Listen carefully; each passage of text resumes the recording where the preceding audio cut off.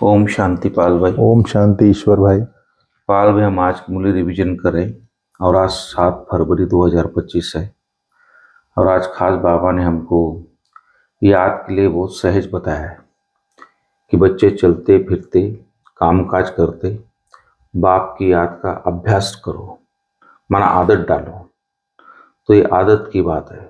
जैसे कोई चीज़ की प्रैक्टिस होती है, तो जैसे गाड़ी चलाने की प्रैक्टिस है, साइकिल चलाने की प्रैक्टिस है, मोटरसाइकिल चलाने की प्रैक्टिस है, तो आदमी बातचीत करते हुए भी उस चीज़ को चलाते, इधर उधर देखते भी चलाते, कई बार हाथ छोड़ के भी चलाते, माना इतनी प्रैक्टिस होती है।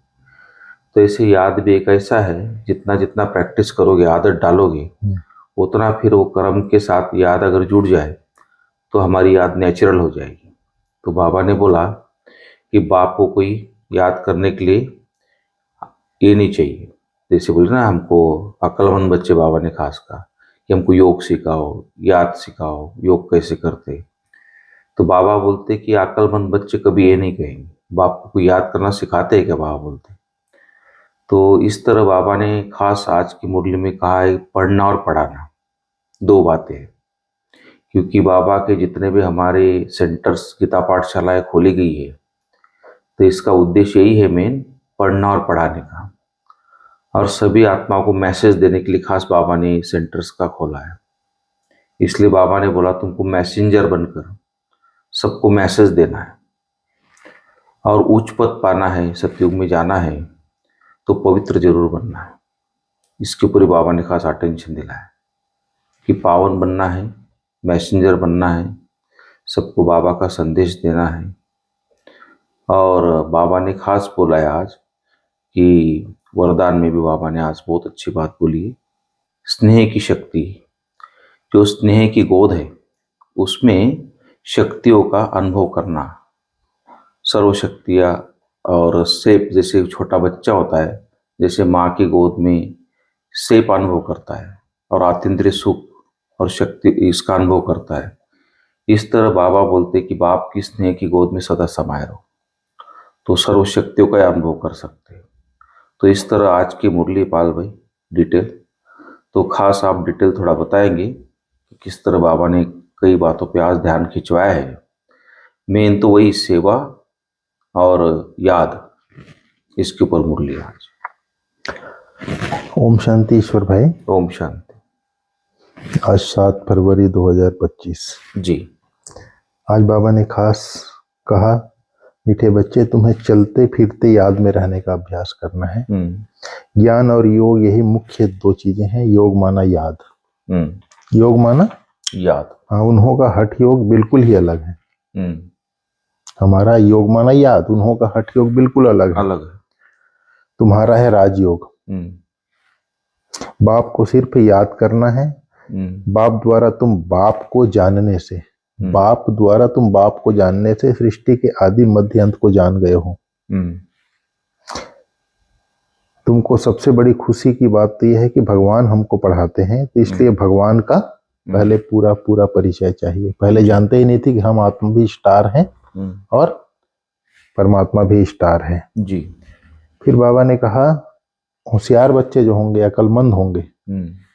अकलमंद माना होशियार बच्चे कौन से बोल मुख से नहीं बोलेंगे। बाबा ने कहा हमें योग सिखलाओ। यह बोल अकलमंद बच्चे, होशियार बच्चे नहीं बोलेंगे जी। बाप को याद करना सीखना होता है क्या?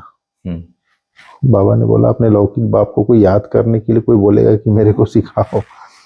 बाप को याद करना सीखना होता है क्या? यह पाठशाला है पढ़ने पढ़ाने के लिए, ऐसे नहीं याद करने के लिए कोई खास बैठना है।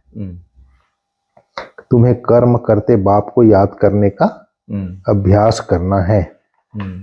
तो बाबा ने कहा, रूहानी बाप बैठ रूहानी बच्चों को समझाते हैं। रूहानी बाप इस व्रत द्वारा हमको समझा रहे हैं।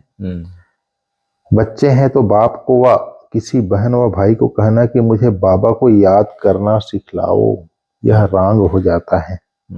तुम कोई छोटी बच्चियां तो नहीं हो, यह जानते हो। मुख्य है रूह, वह है वह तो है अविनाशी। शरीर है विनाशी, आत्मा अविनाशी है, शरीर है विनाशी।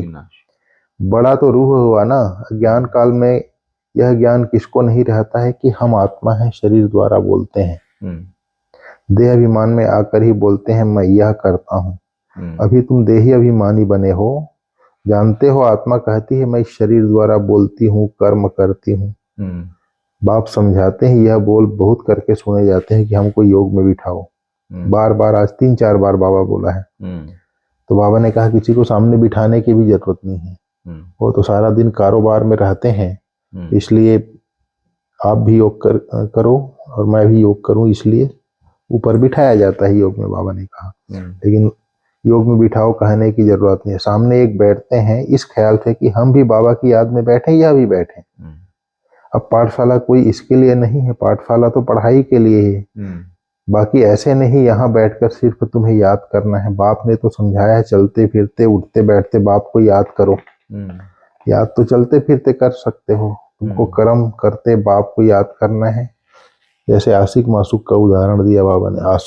आशिक मासूक कोई खास बैठकर एक दो को याद नहीं करते हैं, काम काज धंधा आदि सब करते हुए भी याद करते हैं, मासूक को याद करते हैं। वैसे ही शिव बाबा हमारा मासूक है, उसको याद करते रहो। ऐसे नहीं कि उनको याद करने के लिए खास जगह जाकर बैठना है।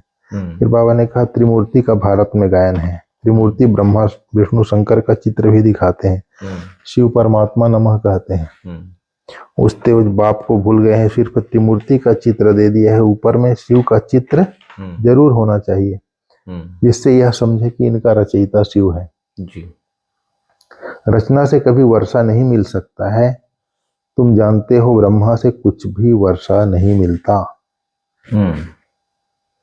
फिर बाबा ने आज कहा बाबा के लिए डॉक्टर ऑफ स्पिरिचुअल नॉलेज एक बाप ही है। बाप को सर्जन भी कहा जाता है। यह ज्ञान तुम ब्राह्मणों में ही है, यह है रूहानी ज्ञान। स्पिरिचुअल का अर्थ भी नहीं जानते हैं, डॉक्टर ऑफ फिलॉसफी कहते हैं ना। डॉक्टर ऑफ स्पिरिचुअल नॉलेज एक बाप ही है। बाप को सर्जन भी कहा जाता है जी। साधु सन्यासी कोई सर्जन थोड़ी ही है। वेद शास्त्र पढ़ने वालों को डॉक्टर थोड़े ही कहेंगे, भले टाइटल दे देते हैं, परंतु वास्तव में रूहानी सर्जन है एक बाप, जो रूह को इंजेक्शन लगाते हैं। बाबा ने कहा उनको डॉक्टर नहीं कहेंगे, क्योंकि डॉक्टर तो फायदा पहुंचाते हैं, वो लोग फायदा थोड़ी पहुंचाते हैं। यह बाप है अविनाशी सर्जन। योग बल से तुम एवर हेल्दी बनते हो, यह तो तुम बच्चे ही जानते हो, बाहर वाले क्या जाने। उनको अविनाशी सर्जन कहा जाता है। आत्माओं में जो विकारों की खाद पड़ी है उसे निकालना, पतित को पावन बनाकर सदगति देना, यह बाप में शक्ति है जी। अंडरलाइन वाली बात है। आत्माओं में जो विकारों की खाद पड़ी है उसे निकालना, पतित को पावन बनाकर सदगति देना, यह शक्ति बाप में है। अलमाइटी पतित पावन एक फादर है। अलमाइटी कोई मनुष्य को नहीं कह सकते हैं। तो बाप कौन ना पतित पावन हो, तो हाँ, मतलब ये शक्ति, यही शक्ति है परमात्मा में। पतित से पावन बनाने की शक्ति है, सदगति देने की शक्ति है। तो बाप कौन सी शक्ति दिखाते हैं? सर्व को अपनी शक्ति से सदगति दे देते हैं। उनको कहेंगे doctor of spiritual knowledge, doctor of philosophy है। तो यहाँ तो ढेर के ढेर मनुष्य हैं पीएचडी करने वाले। स्पिरिचुअल डॉक्टर एक ही है। तो अब बाप कहते हैं अपने को आत्मा समझ मुझ बाप को याद करो और पवित्र बनो। मैं आया ही हूँ पवित्र दुनिया स्थापन करने। फिर तुम पतित क्यों बनते हो? पावन बनो, पतित मत बनो। सभी आत्माओं को बाप का डायरेक्शन है, गृहस्थ व्यवहार में रहते कमल फूल समान पवित्र रहो। बाबा ने कहा बाल ब्रह्मचारी बनो तो फिर पवित्र दुनिया के मालिक बन जाएंगे। इतने जन्म जो पाप किए हैं अब मुझे याद करने से पाप भस्म हो जाएंगे। बाबा ने एक बार बोला था बाल ब्रह्मचारी माना ज्ञान, जैसे गृहस्थी है, ज्ञान में आए, ज्ञान में आते ही उस दिन से जो ब्रह्मचारी है उसको भी बाल ब्रह्मचारी। ज्ञान का नया जन्म होता ना, ये जन्म से ही, ज्ञान का जन्म से जी। फिर बाबा ने वही बोला याद के लिए, ऐसा नहीं बोलेंगे कि हमको याद में बिठाओ, निष्ठा में बिठाओ। फिर बाबा ने कहा अभी बाप कहते हैं मैं पतित पावन हूँ, माँ में कम याद करो। तुम मुझे बुलाते ही हो हे पतित पावन आओ। मैं कल्प कल्प का आकर तुमको यह युक्ति बतलाता हूँ। मन मना भव मध्या जी भव, अर्थात स्वर्ग के मालिक बनो। कोई कहते हैं हमको योग में बहुत मजा आता है, ज्ञान में इतना मजा नहीं आता। बाबा ने कहा इसमें योग सिखलाने की बात ही नहीं है, बाप को याद करना है, ऐसे बहुत हैं जो सेंटर पर जाकर आधा पौना घंटा बैठते हैं, कहते हैं हमको निष्ठा कराओ, बाबा ने प्रोग्राम दिया है क्या निष्ठा का। बाबा कहते हैं चलते फिरते याद में रहो, यहाँ तो तुम अपने को आत्मा समझ बाप को याद करते रहो।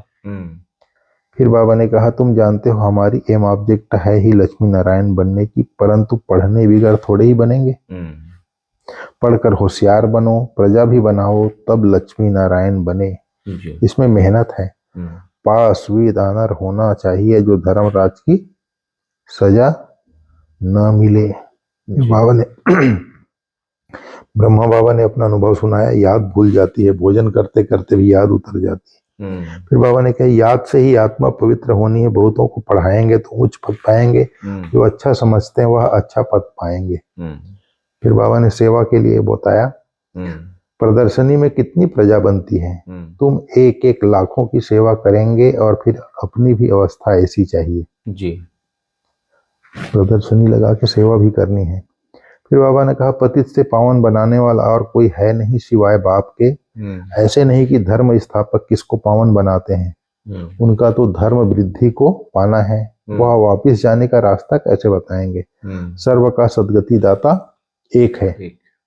तुम बच्चों को अब पवित्र जरूर बनना है, बहुत है जो पवित्र नहीं रहते हैं। काम महाशत्रु है ना, अच्छे अच्छे बच्चे गिर पड़ते हैं। कुदृष्टि भी काम का ही अंश है। यह बड़ा शैतान है। बाप कहते हैं इस पर जीत पहनो तो जगत जीत बन जाएंगे जी। बिल्कुल।